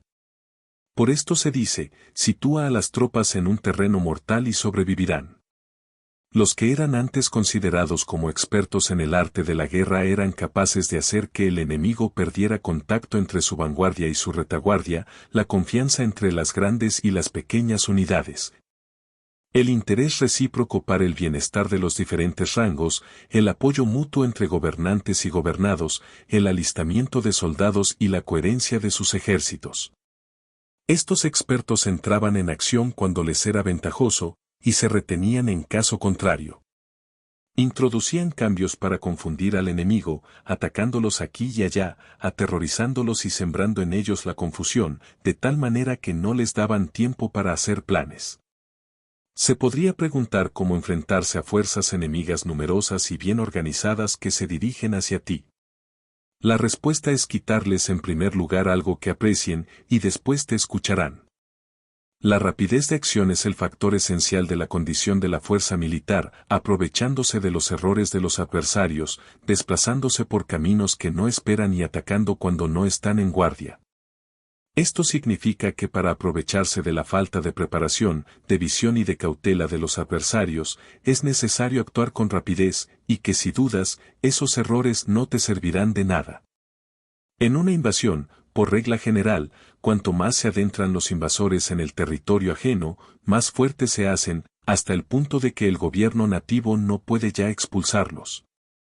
Escoge campos fértiles, y las tropas tendrán suficiente para comer. Cuida de su salud y evita el cansancio, consolida su energía, aumenta su fuerza. Que los movimientos de tus tropas y la preparación de tus planes sean insondables. Consolida la energía más entusiasta de tus tropas, ahorra las fuerzas sobrantes, mantén en secreto tus formaciones y tus planes, permaneciendo insondable para los enemigos. Y espera a que se produzca un punto vulnerable para avanzar. Sitúa a tus tropas en un punto que no tenga salida, de manera que tengan que morir antes de poder escapar. Porque, ante la posibilidad de la muerte, que no estarán dispuestas a hacer. Los guerreros dan entonces lo mejor de sus fuerzas. Cuando se hallan ante un grave peligro, pierden el miedo. Cuando no hay ningún sitio a donde ir, permanecen firmes, cuando están totalmente implicados en un terreno, se aferran a él. Si no tienen otra opción, lucharán hasta el final. Por esta razón, los soldados están vigilantes sin tener que ser estimulados, se alistan sin tener que ser llamados a filas, son amistosos sin necesidad de promesas, y se puede confiar en ellos sin necesidad de órdenes. Esto significa que cuando los combatientes se encuentran en peligro de muerte, sea cual sea su rango, todos tienen el mismo objetivo, y, por lo tanto, están alertas sin necesidad de ser estimulados. Tienen buena voluntad de manera espontánea y sin necesidad de recibir órdenes, y puede confiarse de manera natural en ellos sin promesas ni necesidad de jerarquía. Prohíbe los augurios para evitar las dudas, y los soldados nunca te abandonarán. Si tus soldados no tienen riquezas, no es porque las desdeñen. Si no tienen más longevidad, no es porque no quieran vivir más tiempo. El día en que se da la orden de marcha, los soldados lloran. Así pues, una operación militar preparada con pericia debe ser como una serpiente veloz que contraataca con su cola cuando alguien le ataca por la cabeza. Contraataca con la cabeza cuando alguien le ataca por la cola y contraataca con cabeza y cola cuando alguien le ataca por el medio. Esta imagen representa el método de una línea de batalla que responde velozmente cuando es atacada. Un manual de 8 formaciones clásicas de batalla dice: haz del frente la retaguardia, haz de la retaguardia el frente, con 4 cabezas y 8 colas. Haz que la cabeza esté en todas partes, y cuando el enemigo arremeta por el centro, cabeza y cola acudirán al rescate. Puede preguntarse la cuestión de si es posible hacer que una fuerza militar sea como una serpiente rápida. La respuesta es afirmativa. Incluso las personas que se tienen antipatía, encontrándose en el mismo barco, se ayudarán entre sí en caso de peligro de zozobrar. Es la fuerza de la situación la que hace que esto suceda. Por esto, no basta con depositar la confianza en caballos atados y ruedas fijadas. Se atan los caballos para formar una línea de combate estable, y se fijan las ruedas para hacer que los carros no se puedan mover. Pero aún así, esto no es suficientemente seguro ni se puede confiar en ello. Es necesario permitir que haya variantes a los cambios que se hacen, poniendo a los soldados en situaciones mortales, de manera que combatan de forma espontánea y se ayuden unos a otros codo con codo. Este es el camino de la seguridad y de la obtención de una victoria cierta. La mejor organización es hacer que se exprese el valor y mantenerlo constante. Tener éxito tanto con tropas débiles como con tropas aguerridas se basa en la configuración de las circunstancias. Si obtienes la ventaja del terreno, puedes vencer a los adversarios, incluso con tropas ligeras y débiles. ¿Cuánto más te sería posible si tienes tropas poderosas y aguerridas? Lo que hace posible la victoria a ambas clases de tropas son las circunstancias del terreno. Por lo tanto, los expertos en operaciones militares logran la cooperación de la tropa, de tal manera que dirigir un grupo es como dirigir a un solo individuo que no tiene más que una sola opción. Corresponde al general ser tranquilo, reservado, justo y metódico. Sus planes son tranquilos y absolutamente secretos para que nadie pueda descubrirlos. Su mando es justo y metódico, así que nadie se atreve a tomarlo a la ligera. Puede mantener a sus soldados sin información y en completa ignorancia de sus planes. Cambia sus acciones y revisa sus planes, de manera que nadie pueda reconocerlos. Cambia de lugar su emplazamiento y se desplaza por caminos sinuosos, de manera que nadie pueda anticiparse. Puedes ganar cuando nadie puede entender en ningún momento cuáles son tus intenciones. Dice un gran hombre, el principal engaño que se valora en las operaciones militares no se dirige solo a los enemigos, sino que empieza por las propias tropas, para hacer que les sigan a uno sin saber a dónde van. Cuando un general fija una meta a sus tropas, es como el que sube a un lugar elevado y después retira la escalera. Cuando un general se adentra muy en el interior del territorio enemigo, está poniendo a prueba todo su potencial. Ha hecho quemar las naves a sus tropas y destruir sus casas, así las conduce como un rebaño y todos ignoran hacia dónde se encaminan. Incumbe a los generales reunir a los ejércitos y ponerlos en situaciones peligrosas. También han de examinar las adaptaciones a los diferentes terrenos, las ventajas de concentrarse o dispersarse, y las pautas de los sentimientos y situaciones humanas. Cuando se habla de ventajas y de desventajas de la concentración y de la dispersión, quiere decir que las pautas de los comportamientos humanos cambian según los diferentes tipos de terreno. En general, la pauta general de los invasores es unirse cuando están en el corazón del territorio enemigo, pero tienden a dispersarse cuando están en las franjas fronterizas.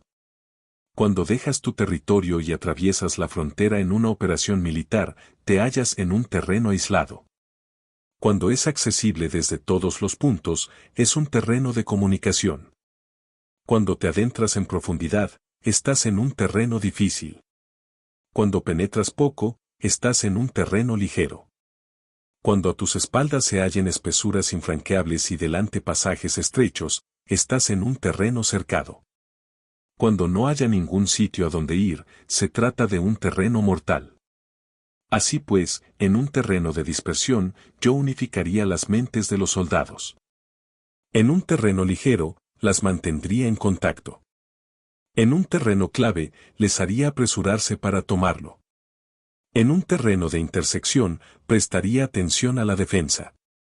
En un terreno de comunicación, establecería sólidas alianzas. En un terreno difícil, aseguraría suministros continuados. En un terreno desfavorable, urgiría a mis tropas a salir rápidamente de él. En un terreno cercado, cerraría las entradas. En un terreno mortal, indicaría a mis tropas que no existe ninguna posibilidad de sobrevivir. Por esto, la psicología de los soldados consiste en resistir cuando se ven rodeados, luchar cuando no se puede evitar y obedecer en casos extremos. Hasta que los soldados no se ven rodeados, no tienen la determinación de resistir al enemigo hasta alcanzar la victoria. Cuando están desesperados, presentan una defensa unificada. Por ello, los que ignoran los planes enemigos no pueden preparar alianzas. Los que ignoran las circunstancias del terreno no pueden hacer maniobrar a sus fuerzas. Los que no utilizan guías locales no pueden aprovecharse del terreno. Los militares de un gobierno eficaz deben conocer todos estos factores. Cuando el ejército de un gobierno eficaz ataca a un gran territorio, el pueblo no se puede unir. Cuando su poder sobrepasa a los adversarios, es imposible hacer alianzas. Si puedes averiguar los planes de tus adversarios, aprovéchate del terreno y haz maniobrar al enemigo de manera que se encuentre indefenso. En este caso, ni siquiera un gran territorio puede reunir suficientes tropas para detenerte. Por lo tanto, si no luchas por obtener alianzas, ni aumentas el poder de ningún país, pero extiendes tu influencia personal amenazando a los adversarios, todo ello hace que el país y las ciudades enemigas sean vulnerables. Otorga recompensas que no estén reguladas y da órdenes desacostumbradas. Considera la ventaja de otorgar recompensas que no tengan precedentes, observa cómo el enemigo hace promesas sin tener en cuenta los códigos establecidos. Maneja las tropas como si fueran una sola persona. Empléalas en tareas reales, pero no les hables. Motívalas con recompensas, pero no les comentes los perjuicios posibles. Emplea a tus soldados solo en combatir, sin comunicarles tu estrategia. Déjales conocer los beneficios que les esperan, pero no les hables de los daños potenciales. Si la verdad se filtra, tu estrategia puede hundirse. Si los soldados empiezan a preocuparse, se volverán vacilantes y temerosos. Colócalos en una situación de posible exterminio, y entonces lucharán para vivir. Ponles en peligro de muerte, y entonces sobrevivirán. Cuando las tropas afrontan peligros, son capaces de luchar para obtener la victoria. Así pues, la tarea de una operación militar es fingir acomodarse a las intenciones del enemigo. Si te concentras totalmente en puedes matar a su general aunque estés a kilómetros de distancia. A esto se llama cumplir el objetivo con pericia. Al principio te acomodas a sus intenciones, después matas a sus generales, esta es la pericia en el cumplimiento del objetivo. Así, el día en que se declara la guerra, se cierran las fronteras, se rompen los salvoconductos y se impide el paso de emisarios. Los asuntos se deciden rigurosamente desde que se comienza a planificar y establecer la estrategia desde la casa o cuartel general. El rigor en los cuarteles generales en la fase de planificación se refiere al mantenimiento del secreto. Cuando el enemigo ofrece oportunidades, aprovéchalas inmediatamente. Entérate primero de lo que pretende y después anticípate a él. Mantén la disciplina y adáptate al enemigo para determinar el resultado de la guerra. Así, al principio eres como una doncella y el enemigo abre sus puertas, entonces, tú eres como una liebre suelta, y el enemigo no podrá expulsarte. Capítulo 12. Sobre el arte de atacar por el fuego. Existen 5 clases de ataques mediante el fuego: quemar a las personas, quemar los suministros, quemar el equipo, quemar los almacenes y quemar las armas. El uso del fuego tiene que tener una base, y exige ciertos medios. Existen momentos adecuados para encender fuegos, concretamente cuando el tiempo es seco y ventoso. Normalmente, en ataques mediante el fuego es imprescindible seguir los cambios producidos por este. Cuando el fuego está dentro del campamento enemigo, prepárate rápidamente desde fuera.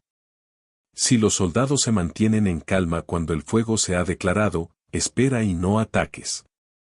Cuando el fuego alcance su punto álgido, síguelo, si puedes, si no, espera. En general, el fuego se utiliza para sembrar la confusión en el enemigo y así poder atacar. Cuando el fuego puede ser prendido en campo abierto, no esperes a hacerlo en su interior, hazlo cuando sea oportuno. Cuando el fuego sea atizado por el viento, no ataques en dirección contraria a este. No es eficaz luchar contra el ímpetu del fuego, porque el enemigo luchará en este caso hasta la muerte. Si ha soplado el viento durante el día, a la noche amainará. Un viento diurno cesará al anochecer, un viento nocturno cesará al amanecer. Los ejércitos han de saber que existen variantes de las 5 clases de ataques mediante el fuego y adaptarse a estas de manera racional. No basta saber cómo atacar a los demás con el fuego, es necesario saber cómo impedir que los demás te ataquen a ti. Así pues, la utilización del fuego para apoyar un ataque significa claridad y la utilización del agua para apoyar un ataque significa fuerza.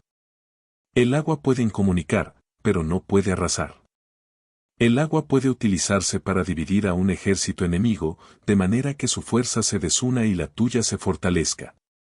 Ganar combatiendo o llevar a cabo un asedio victorioso sin recompensar a los que han hecho méritos trae mala fortuna y se hace merecedor de ser llamado avaro. Por eso se dice que un gobierno esclarecido lo tiene en cuenta y que un buen mando militar recompensa el mérito.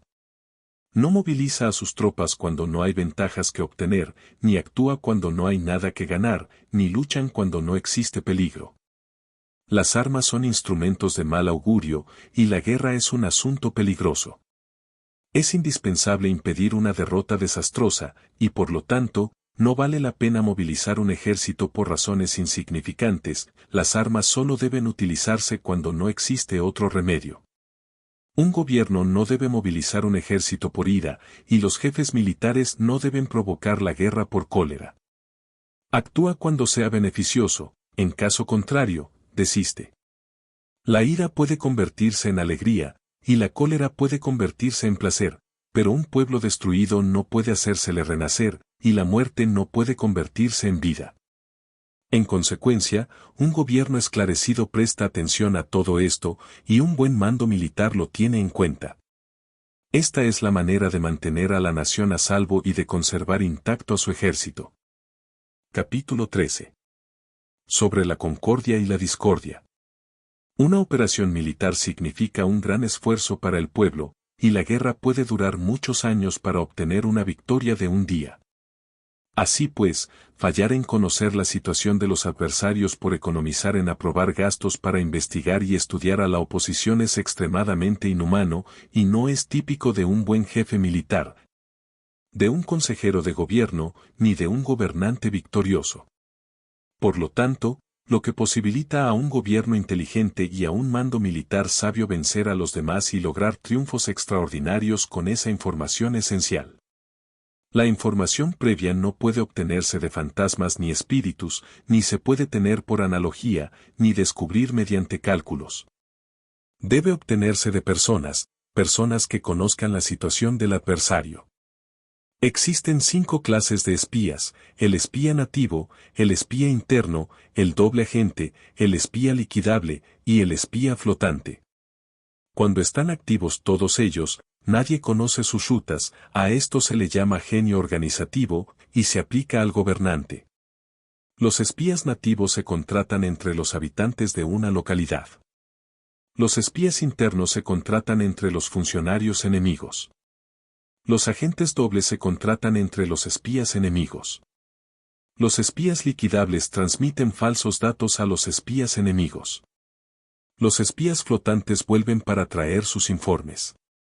Entre los funcionarios del régimen enemigo, se hallan aquellos con los que se puede establecer contacto y a los que se puede sobornar para averiguar la situación de su país y descubrir cualquier plan que se trame contra ti.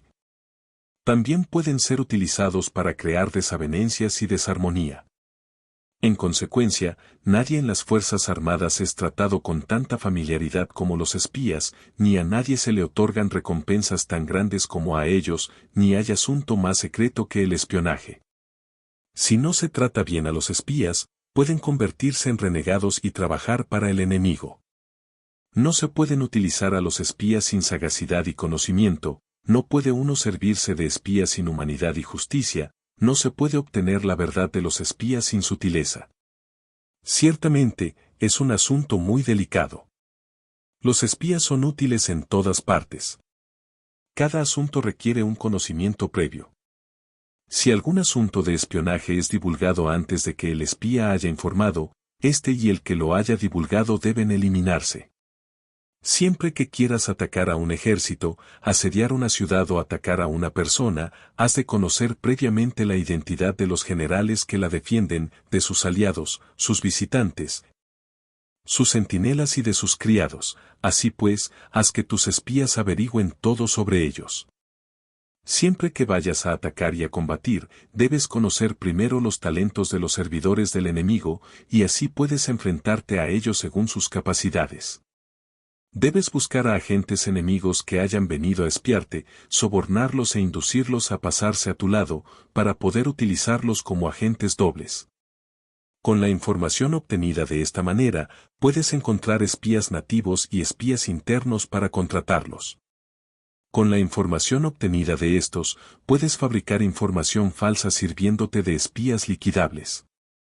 Con la información así obtenida, puedes hacer que los espías flotantes actúen según los planes previstos. Es esencial para un gobernante conocer las 5 clases de espionaje, y este conocimiento depende de los agentes dobles, así pues, estos deben ser bien tratados. Así, solo un gobernante brillante o un general sabio que pueda utilizar a los más inteligentes para el espionaje, puede estar seguro de la victoria. El espionaje es esencial para las operaciones militares, y los ejércitos dependen de él para llevar a cabo sus acciones. No será ventajoso para el ejército actuar sin conocer la situación del enemigo, y conocer la situación del enemigo no es posible sin el espionaje. Fin.